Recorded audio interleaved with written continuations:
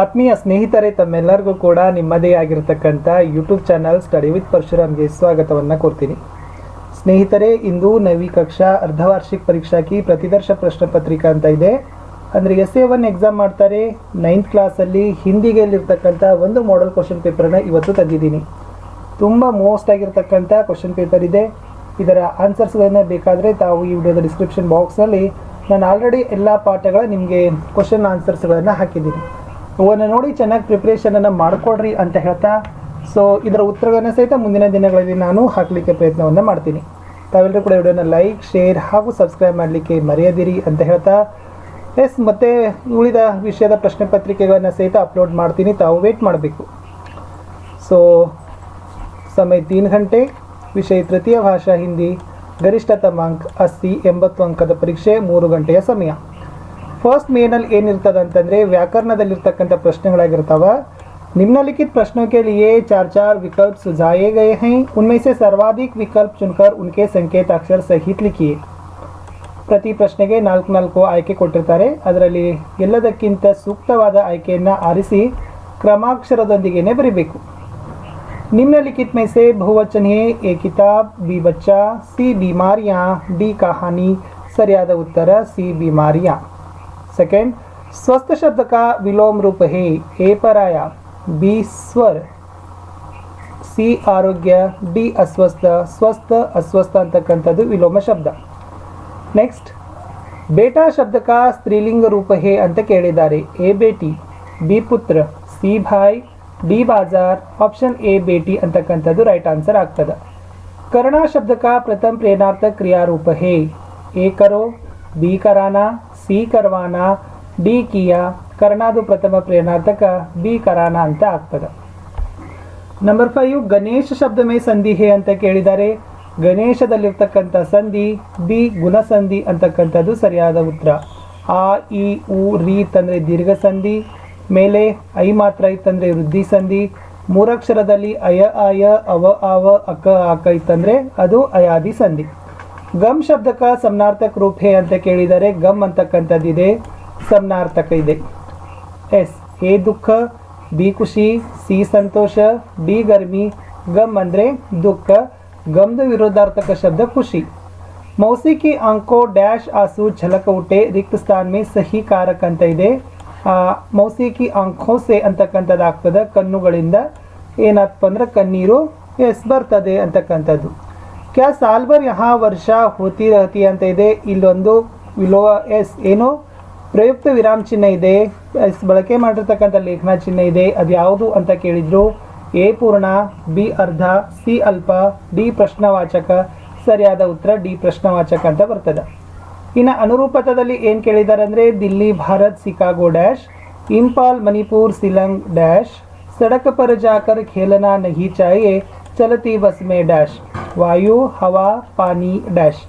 ಇನ್ನು 1 ಅಂಕದಲ್ಲಿ 4 ಪ್ರಶ್ನೆಗಳಿರ್ತವೆ. ಏನೇನಿದೆ ಅಂದರೆ ಥಾಲಿ ಮೇ ಕ್ಯಾ ಜಲ್ ರಹಾ ಥಾ, ವಿವೇಕಾನಂದ ಕೆ ಬಚಪನ್ ಕಾ ನಾಮ್ ಕ್ಯಾ ಥಾ, ಮೌಸಿ ಸಭಿ ಕೋ ಕಿಸ್ ಸಮಯ ಮೇ ಸಾಥ್ ದೇತಿ ಥಿ, ಪಾನಿ ಮೇ ಕ್ಯಾ ಖಿಲೆ ಹೈ ಅಂತಕ್ಕಂಥದ್ದು 1 ಅಂಕದ ಪ್ರಶ್ನೆಗಳು ಇತ್ತು. ಇನ್ನು 2 ಅಂಕದ 8 ಪ್ರಶ್ನೆಗಳಿರ್ತವೆ, 16 ಅಂಕ ಇರ್ತದೆ. 17ನೇ ಪ್ರಶ್ನೆ, ಭಾಯಿ ಕೋ ಗಿರ್ತೆ ದೇಕರ್ ಬಹನ್ ನೆ ಕ್ಯಾ ಕಿಯಾ. 18ನೇ ಪ್ರಶ್ನೆ, विवेकानंद के माता पिता का नाम क्या है. 19, माइती बाजार के बारे में लिखिए. 20, ब्राह्मण के घर में सब लोग क्यों रो रहे थे. 21, चौराहों पर दिए गए संकेतों को विस्तार से लिखिए. 22, पर्यावरण का महत्व बताइए. 23, कल्पना चावला को अंतरिक्ष परी क्यों कहते हैं.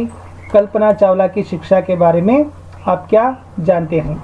24, दर्शक ओलंपिक खेलों के दौरान को क्यों मंत्रमुग्ध होकर रहे. ओलंपिक खेलों के दिन निर्णायकों ने सबको स्वर्ण पदक क्यों दिए ಅಂತ ಇತ್ತು. ಇನ್ನು 3 ಅಂಕದ 9 ಪ್ರಶ್ನೆಗಳಿರ್ತವೆ. ಇವುಗಳನ್ನ 3-4 ವಾಕ್ಯಗಳಲ್ಲಿ ನೀವು ಉತ್ತರಗಳನ್ನು ಕೊಡಬೇಕಾಗ್ತದೆ. 25ನೇ ಪ್ರಶ್ನೆ, ಭಾಯಿ ಕೋ ಬಹನ್ ಕೈಸೆ ವಿದಾ ಕರ್ತಿ ಹೇ. 26, विवेकानंद की रुचि किन किन विषयों में थी.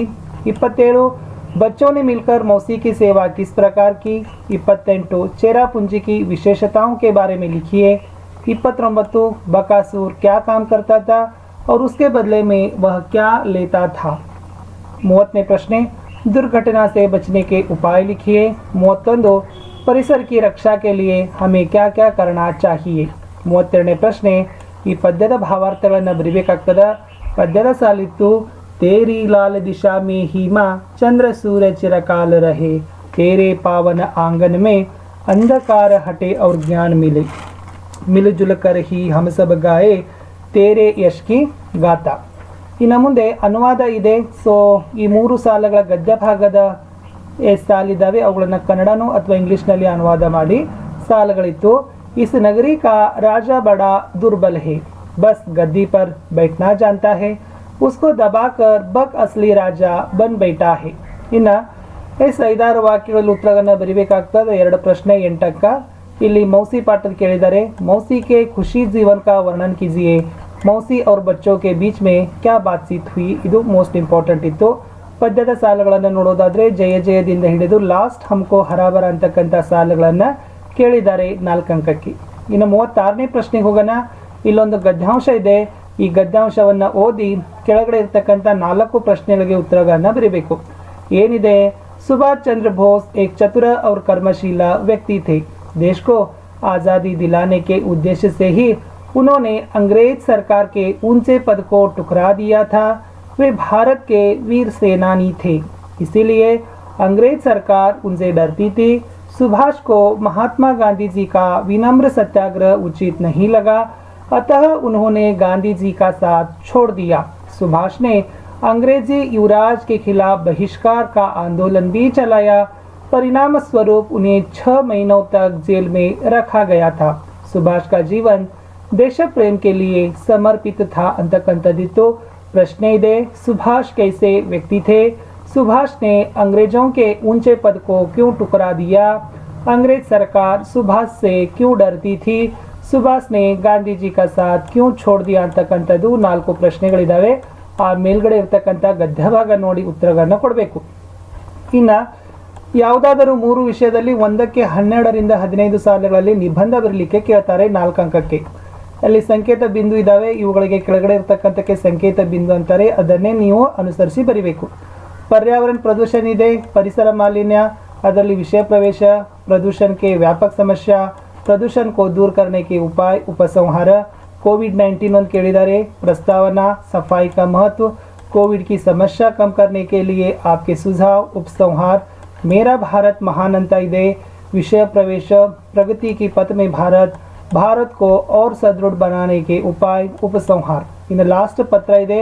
2ರಲ್ಲಿ ಒಂದು ಪತ್ರಕ್ಕೆ ಉತ್ತರಗಳನ್ನು ಕೊಡಬೇಕು. ಮೊದಲ ಪ್ರಶ್ನೆ ಇತ್ತು, बीमारी के कारण बताते हुए अपने कक्षा अध्यापक के नाम एक पत्र लिखिए. ಅಥವಾ शाला शुल्क भरने के लिए पैसे मांगते हुए अपने माताजी के नाम एक पत्र लिखिए ಅಂತ ಕೇಳಿದ್ದಾರೆ. ಚುಟ್ಟಿ ಪತ್ರ ಚೆನ್ನಾಗಿ ಕಲ್ಕೊಂಡೋಗಿ 5 ಅಂಕ ಅದರಿಂದ ಏನಾಗ್ತವಪ್ಪ ಅಂದರೆ ನಿಮಗೆ ಸಿಗ್ತವೆ. ಸೊ ಇಷ್ಟಿತ್ತು ವಿದ್ಯಾರ್ಥಿಗಳೇ 9ನೇ ತರಗತಿಯ ಅರ್ಧವಾರ್ಷಿಕ ಪರೀಕ್ಷೆ ಮಾದರಿ ಪ್ರಶ್ನೆ ಪತ್ರಿಕೆ. ಇಲ್ಲಿಂದ ಕ್ವಶನ್ಸ್ ಬರ್ತಕ್ಕಂಥ ಚಾನ್ಸಸ್ ತುಂಬಾ ಇದ್ದಾವೆ. ನೋಡಿಕೊಂಡು ಚೆನ್ನಾಗಿ ಪ್ರಿಪ್ರೇಷನ್ ಆಗಿ ಕೇವಲ 8-9 ಪಾಠಗಳನ್ನು ಚೆನ್ನಾಗಿ ಪ್ರಿಪ್ರೇಷನ್ ಮಾಡಿದರೆ 80ಕ್ಕೆ 80 ಅಂಕಗಳನ್ನು ಪಡ್ಕೊಳ್ಬೋದು. ಓಕೆ, ನಾನು ಎಲ್ಲ ಪಾಠದ ಕ್ವಶನ್ ಆನ್ಸರ್ಸ್ ಹಾಕಿದ್ದೀನಿ. ವಿಡಿಯೋದ ಡಿಸ್ಕ್ರಿಪ್ಷನ್ ಬಾಕ್ಸ್ನಲ್ಲಿ 9ನೇ ತರಗತಿ ಹಿಂದಿ ಪ್ರಶ್ನೋತ್ತರ ಅಂತಾನೆ ಒಂದು ಪ್ಲೇಲಿಸ್ಟ್ ಲಿಂಕ್ ಇದೆ. ಅದನ್ನು ಒತ್ತಿದರೆ ಎಲ್ಲ ಕ್ವಶನ್ ಆನ್ಸರ್ಸ್ಗಳನ್ನು ನೀಟಾಗಿ ತಾವು 1-2 ಸರಿ ನೋಡಿದರೆ ಆರಾಮಾಗಿ ಬರಿಬೋದು. ಸೊ ಮತ್ತೆ ನಾನು ಬೇರೆ ವಿಷಯದ ಪ್ರಶ್ನೆ ಪತ್ರಿಕೆಯೊಂದಿಗೆ ಸಿಗ್ತೀನಿ. ವಿಡಿಯೋನ ಲೈಕ್, ಶೇರ್ ಹಾಗೂ ಸಬ್ಸ್ಕ್ರೈಬ್ ಮಾಡಲಿಕ್ಕೆ ಮರೆಯದಿರಿ. ಬಾಯ್.